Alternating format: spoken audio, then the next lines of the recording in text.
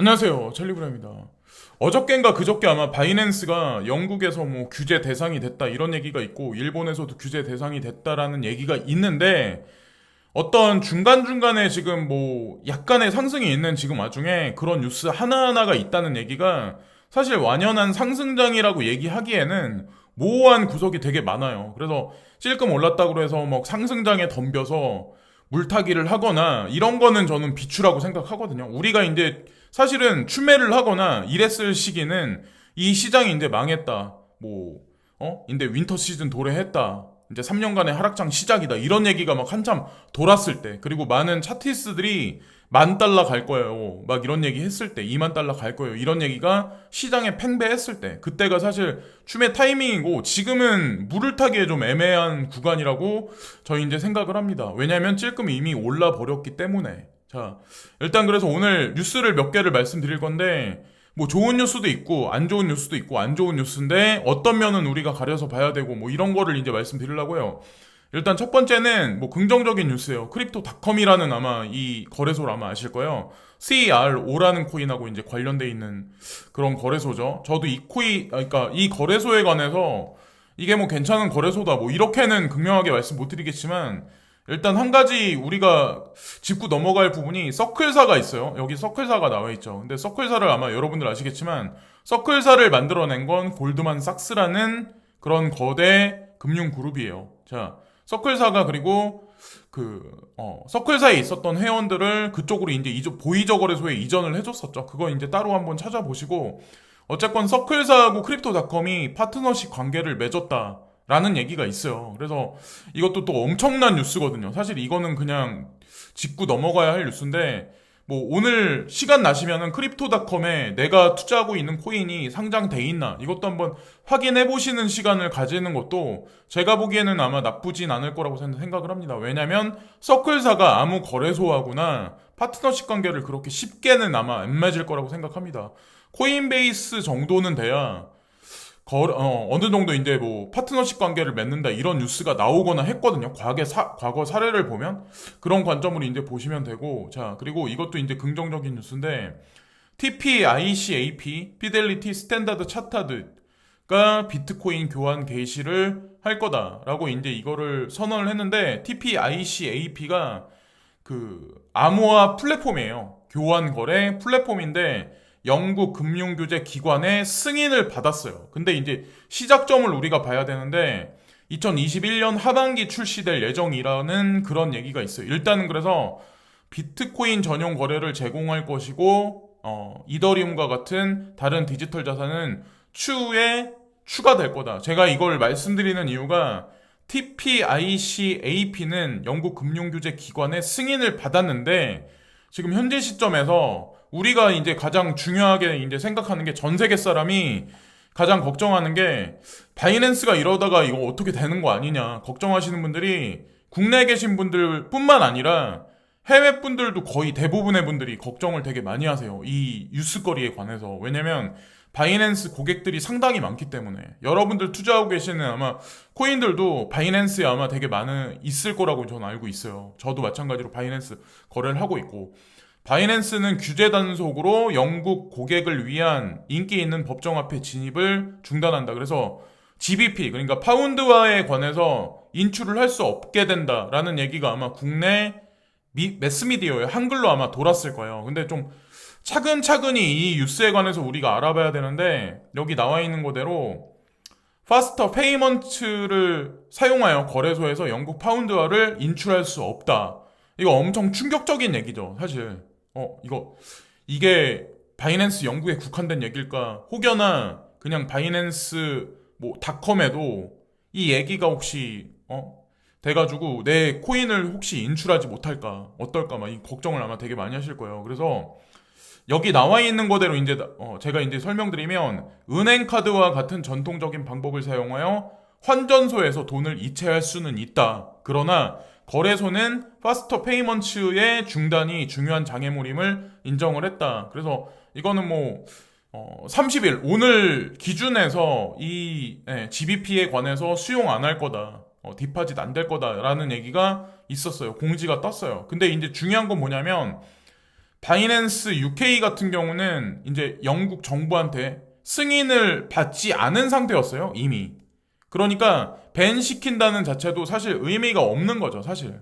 뭐 그러니까 원래 승인이 났던 거를 밴 시킨다는 의미가 아니라 원래 자체가 원래도 허용이 안 돼 있었대요. 예, 면허 자체가. 그런 식의 얘기가 해외 커뮤니티 사이에서는 새벽녘에 좀 많이 돌았고 사람들이 많이 그것에 관해서 언급을 하더라고요. 그래서 nothing changed다. 변한 건 아무것도 없다. 라는 얘기들을 사람들이 되게 많이 해요.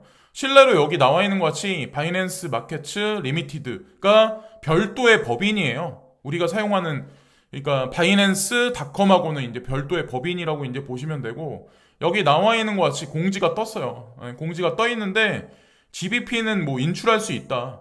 GBP는 일시적으로 자 여기 나와 있죠. 템퍼러리라고 여기 나와 있죠. 일시적으로 정지가 될 수 있다. 디파짓에 관해서는 그러니까 입금하는 거에 관해서도. 근데 여기 나와 있는 것 같이 뭐 크레딧이나 데빗 카드를 이용해서 바이낸스닷컴에 관해서는 뭐 파운드화로 사용할 수 있다. 예, 크립토커런시를 살 수 있다. 뭐 이런 얘기가 있어요. 그리고 GBP도 마찬가지로 파스터 페이먼츠를 사용해서는 아직까지도 캐시 아웃을 할 수 있다라는 얘기가 있어요. 그래서 오늘 31일이니까 6월 30일이니까 오늘 이후에 어떻게 결론이 날지 모르겠지만 규제화되는 과정 중에 그냥 하나라고 그냥 자연스러운 과정이라고 보시면 되지 뭐 이거를 극단적인 버드 뉴스다 뭐 이 가상자산 시장을 완전 옥죄다 이렇게까지 보시는 건 좀 무리수가 있지 않나라는 생각을 합니다. 자 그리고 뭐 경제하고 이제 관련해서 제가 이제 말씀드리려고 하는데 자 여기 나와 있죠. 독일 인플레이션이 자 여기 보시면은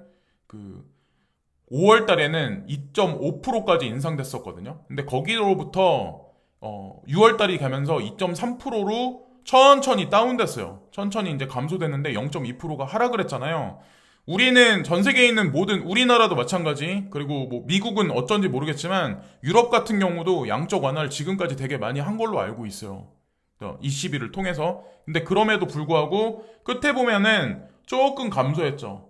2.30으로 인플레이션율이. 근데 인플레이션이 지속적으로 올라가야 테이퍼링이라든가 뭐 금리 인상이란 얘기를 또다시 시장에 꺼내서 시장에 냉각기를 줄 수가 있는데 우리가 먼저 뭐 미국에서 금리 인상한다란 얘기랑 테이퍼링 얘기가 나오는 거에 관해서 먼저 선도적으로 알 수 있는 게 ECB를 보면 알 수 있거든요. ECB가 어떻게 움직이는지에 관해서 보면 알 수가 있거든요. 왜냐면 그러니까 유로화 같은 경우도 IMF 통화 바스켓에서 차지하는 비중이 만만치가 않거든요. 사실 IMF 통화 바스켓에서 달러의 양은 줄어들고 있는데 그러니까 유로화 같은 경우는 조금 많이 근 몇 년간에 많이 늘어나 있는 상황이에요. 지금 현재 이제 상황에서.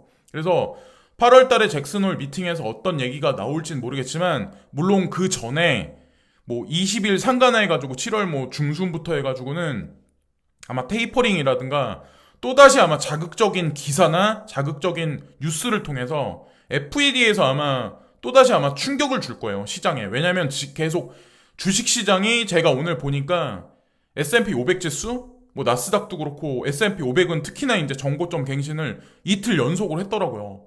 그 얘기가 뜻하는 거는 계속 올라가진 않죠. 뭐 계속 정고점을 갱신해서 계속 올라가겠어요? 중간에 충격을 주겠죠. 얼마 전까지만 해도 테이퍼링, 금리 인상 얘기가 시장에 쏟아지면서 사람들을 한쪽으로 공포심으로 몰아넣었던 게 그게 또 사실이었어요. 코인 시장도 마찬가지로 극한으로 몰고 갔었죠. 그러다가 또 슬쩍 올려놓긴 했지만 어쨌건 지금 현재의 상황이 이렇다는 거죠. 그래서 양적 완화를 가장 이제 중앙은행들이 가장 이제 두려워하는 게 뭐냐면 중앙은행에서 FED나 ECB나 한국은행에서 뭐 아니면 뱅크 오브 재팬이 돈을 풀었는데 인플레이션이 시장 경제에서 일어나지 않았을 때 그게 가장 힘든 거거든요. 근데 지금 현재 상황은 인플레이션이 단기적으로 일어난 건 사실이지만 또다시 이제 라가르드 총재가 오늘 아침에 이제 원래는 그분이 이제 그 IMF 총재이셨잖아요. 근데 ECB로 들어가셨잖아요.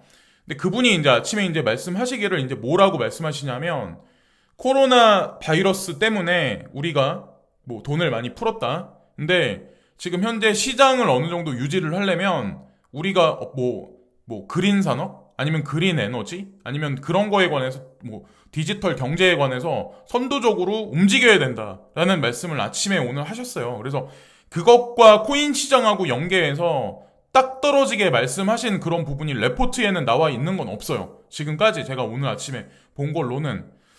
그렇지만 디지털이라는 단어를 이제 분명히 쓰셨기 때문에 22 총재가 쓰셨기 때문에 중간에 뭔가 있지 않을까라는 생각을 이제 저는 이제 한편으로 하고 있습니다. 자, 그래서 그걸 이제 끝으로 말씀드리면서 이번 영상은 마치겠습니다. 자, 그래서 어쨌건 지금 뭐 뚜렷한 방향성이 뭐 7월 10일 이후가 돼야 아마 저는 나올 거라고 생각해요. 3분기는 물론 뭐 2분기가 오늘로 끝이기 때문에 뭐 이제 일단 이제 한번 끊고 들어가고 3분기 어느 시점부터는 조금 더 이제 시장이 온화하게 돌아가지 않을까. 우리가 바라는 어떤 그런 장세가 천천히 도래하지 않을까. 희망을 이제 가지면서 이번 영상도 마치겠습니다. 지금까지 찰리 브라운이었고요. 오늘도 시청해주신 모든 분들께 진심으로 감사드리고요. 구독과 좋아요 부탁드리면서 이번 영상도 마치겠습니다. 감사합니다.